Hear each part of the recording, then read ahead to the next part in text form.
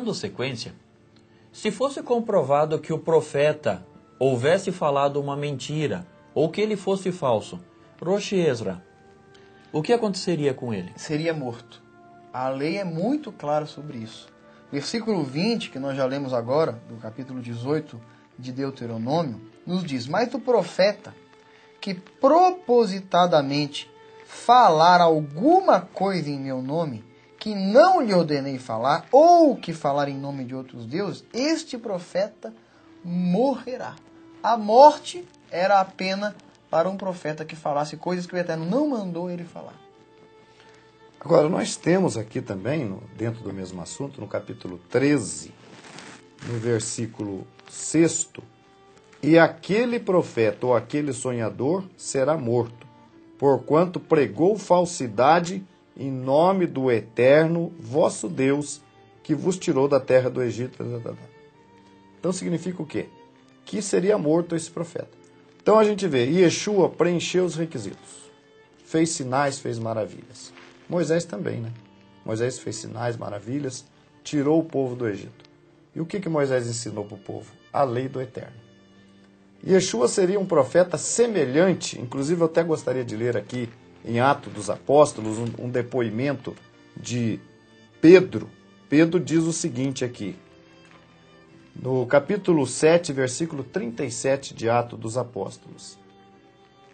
Este é aquele Moisés que disse aos filhos de Israel: o Senhor vosso Deus vos levantará dentre vossos irmãos um profeta como eu, a ele ouvireis.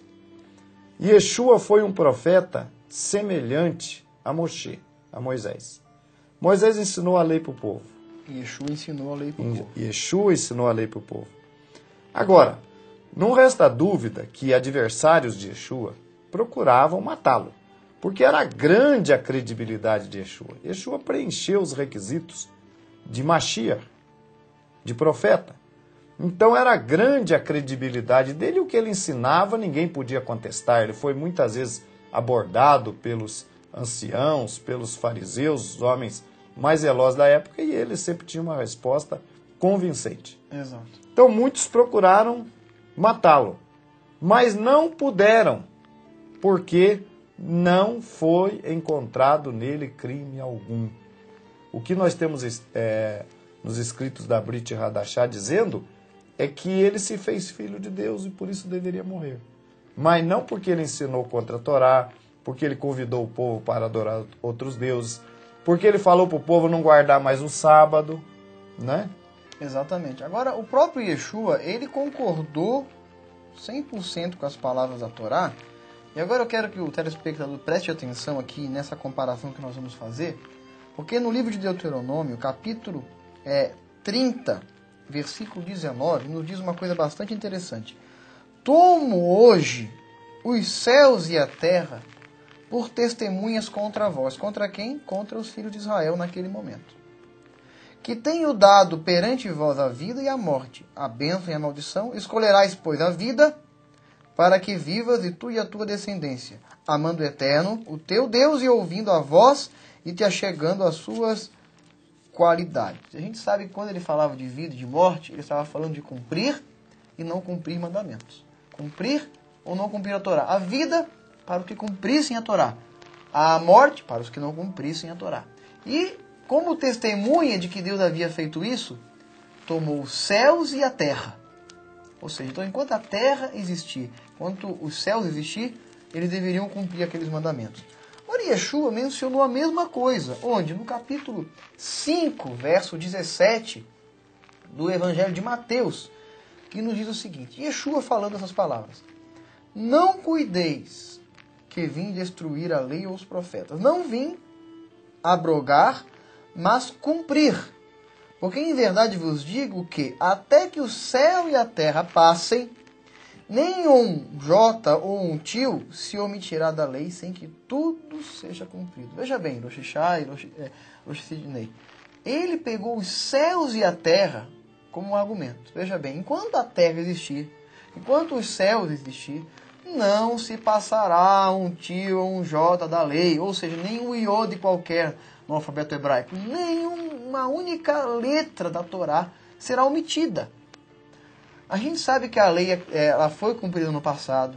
A lei é cumprida nos dias atuais, né? Levando em conta, claro... Nos dias de Yeshua, ela foi escrita nas tábuas de carne dos corações. Nos nossos corações, cumprindo a palavra de Jeremias. Eu escreverei nos vossos corações as minhas palavras. E ela será cumprida no milênio, como já falamos em outros programas. E não só será cumprida, como será ensinada no milênio. De Sião sairá a lei, a palavra de Deus de Jerusalém. O povo de Israel será encarregado de ensinar a lei às nações.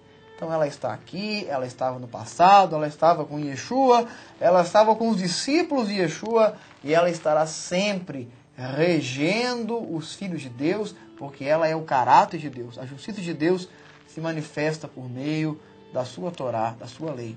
Portanto, Yeshua disse que não veio para descumprir a lei.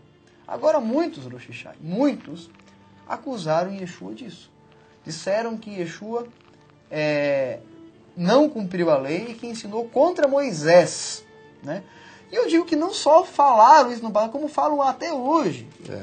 Pessoas até o dia de hoje... A diferença é que naquela época eram pessoas do nosso povo que tentaram com falsas acusações matar Yeshua. E hoje são pessoas que supostamente defendem a Jesus, que falam que ele é um transgressor da lei, que ele aboliu a lei. Quer dizer, se essas pessoas hoje que falam que Yeshua, Jesus, era um transgressor da lei, vivessem naquela época, iam ser os primeiros a condenar Yeshua à morte. Exatamente. Não é porque eles dizem que ele transgrediu, que ele ensinou, que agora não tem mais mandamento nenhum na nova aliança, então eles seriam os primeiros a jogar Yeshua contra a própria Torá, contra o seu próprio povo. Eu quero voltar um pouquinho ainda no assunto. Segundo os 2 versículos iniciais que foram lidos aqui hoje, Yeshua não descumpriu a lei. Porque ninguém daria crédito, e o telespectador também pode comprovar isso, ninguém daria crédito a Yeshua se ele tivesse descumprido a lei.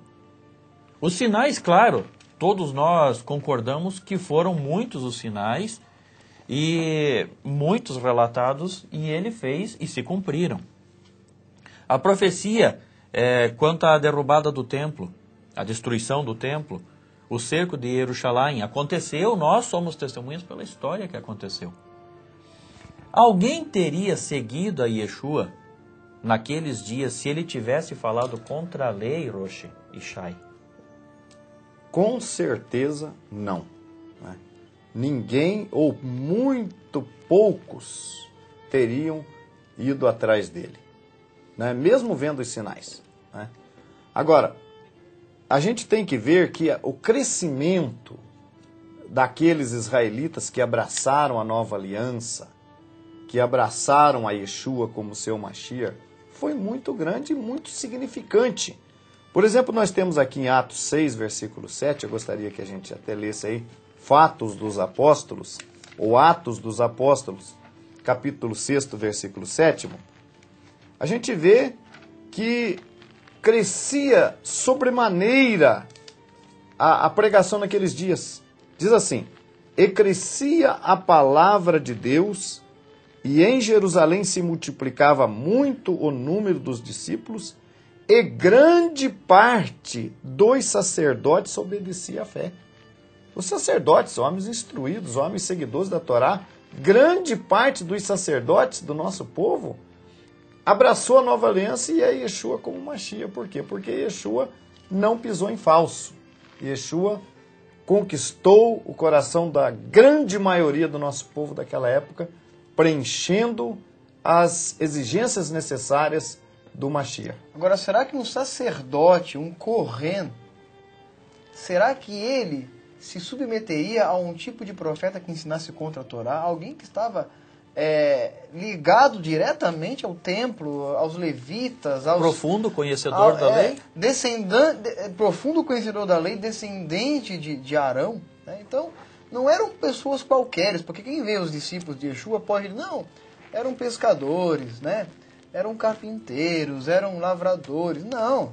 Pessoas da alta classe judaica também seguiam a Yeshua. Nós estamos falando aqui de doutores da lei. Nós estamos falando aqui de Shaul HaShaliach, que era fariseu, zeloso, né? zeloso da lei, criado aos pés de Gamaliel, o primeiro, que inclusive é citado até hoje na literatura talmúdica. Nós vemos homens de gabarito, né? Os teólogos, os grandes teólogos da época, abraçaram a fé em Yeshua, obviamente porque ele não ensinou contra Moshe, muito pelo contrário. Uma outra situação, eu não sei se é a palavra do Rosh Ishai, mas o Rosh Ezra comentou aqui sobre Gamaliel. Gamaliel fez alguns comentários a respeito de líderes que surgiram na época. E eu gostaria que o Rosh Ezra comentasse alguma coisa, se nós pudermos ler também, quanto a esses líderes, quais os itens ali analisados por Gamaliel? Eu quero, antes de entrarmos neste texto, eu quero citar aqui um testemunho de uma pessoa muito conceituada no meio do nosso povo, naquela época, que foi Nicodemos. Nicodemos disse assim a respeito de Yeshua: Este foi ter de noite com Jesus e disse-lhe: Rabi, bem sabemos que és mestre, vindo de Deus, porque ninguém pode fazer estes sinais que tu fazes, se Deus não for com ele. Agora tem uma coisa interessante, Rosh. Ele falou Rabi. Mestre. Por que ele falou Rabi? A palavra Rabi significa mais do que mestre, significa meu mestre. Ele não apenas reconheceu Yeshua como mestre de muitos, como reconheceu Yeshua seu próprio mestre. Isso é uma coisa interessante de se dizer. Exato. E os sinais que Yeshua fazia, no capítulo 2 de João, no versículo 23, diz o seguinte: E estando ele em Jerusalém pela Páscoa, durante a festa, muitos, vendo os sinais que fazia, creram no seu nome. Eram coisas extraordinárias. Não só os sinais, mas também o que ele ensinava. Agora você me pede o depoimento aqui de um homem, de um fariseu, de um homem muito importante, muito conceituado no meio do nosso povo, que era Gamaliel. Está aqui no capítulo 5 de Atos, versículo 34. Mas levantando-se no conselho um certo fariseu, chamado Gamaliel, doutor da lei, venerado por todo o povo, mandou que por um pouco levassem para fora os apóstolos. E aqui então Gamaliel, porque o sinédrio ali, o conselho, queria matar os discípulos, para não dar continuidade àquela pregação. Então Gamaliel entra com um sábio conselho. Ele cita 2 personagens que conseguiram reunir muitos seguidores, mas que morreram e tudo deu em nada. E que se a obra de Yeshua não fosse de Deus, teria o mesmo destino. Não precisava matar os apóstolos, dentro de pouco tempo eles veriam o fim daquela obra. Mas eu acho que isso aí vai ser tema para o nosso próximo assunto, não é isso? Exato, nós vamos dar mais um intervalo aqui, mas fique conosco. Nós voltamos já.